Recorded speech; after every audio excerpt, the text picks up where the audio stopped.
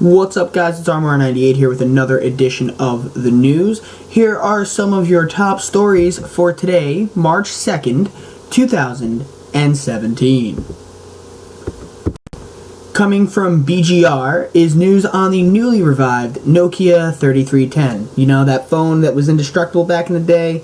Well, BGR is reporting that the phone will not be making its way to the United States quite yet.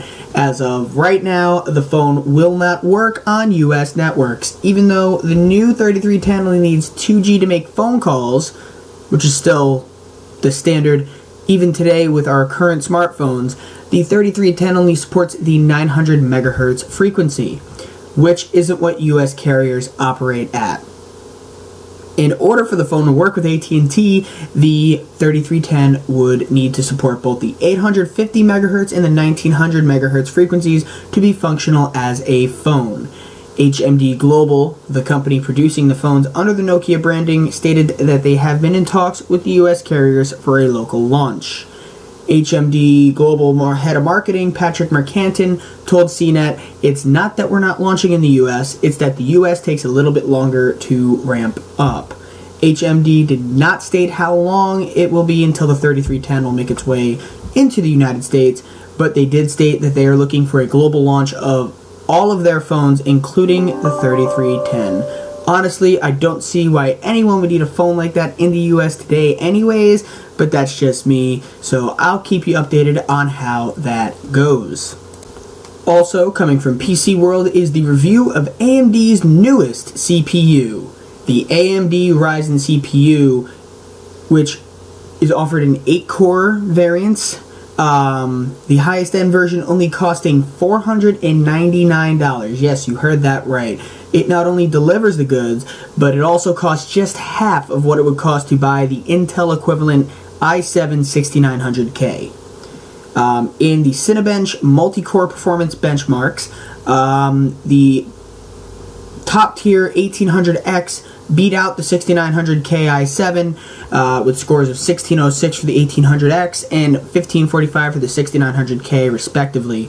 And it still stood tall against Intel's i7-6900K with the 1800X scoring a 158 on the single core benchmark, where the 6900K scored a 164.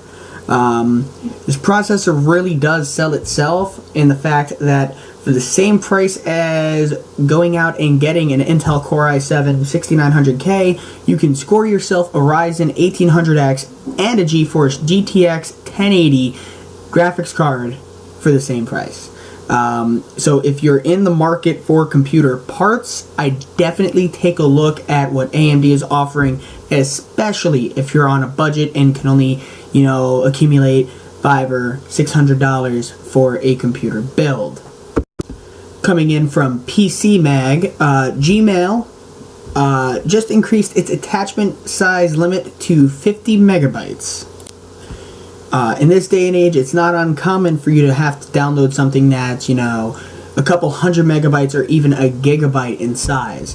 But when it comes to emails, attachments are still very limited. It's not a bad thing. Nobody wants their email client to sit there downloading huge files where they could be reading the emails. However, sometimes you might need to send a large file, and Google is responding to that by increasing the file size limit for Gmail. Gmail users can now receive files of up to 50 megabytes in size.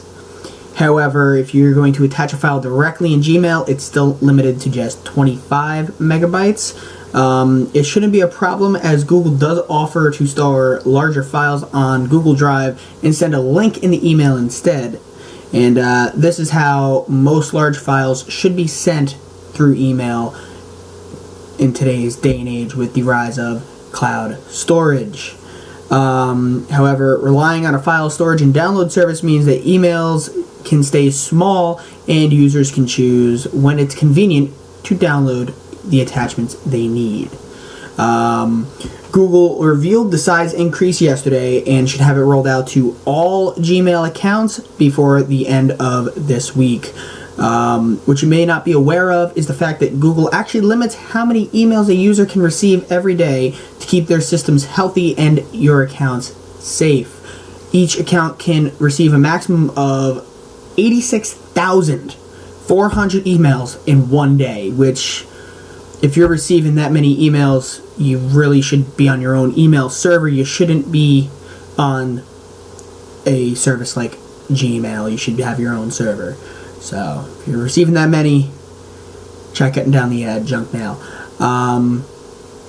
The limit is further broken down into a limit of 3,600 emails per hour and 60 per minute. It's 1 a second. If you hit one of those limits, then no further email can be received for the next 24 hours, and any that get sent are bounced or deferred back to the sender of the email. So, anyway, that's going to do it for today's news. If you liked it, please give this a thumbs up. If you didn't like it, thumbs down. Again, I'm working on doing the music, so don't crucify me. I know I've heard it like 4 or 5 times now. Do music in the videos. I don't want to use the stuff on YouTube. I want to get my own copyright-free music or find a way to license a certain label. That way I can use their music and not get copyrighted for it. But anyway, please drop mad likes in this video if you enjoyed it. Comment for, how I can improve it, minus the music, and also make sure you subscribe to see more RMore98, more news, more rants, and more vlogs. This is RMore98 signing off. Until next time, peace.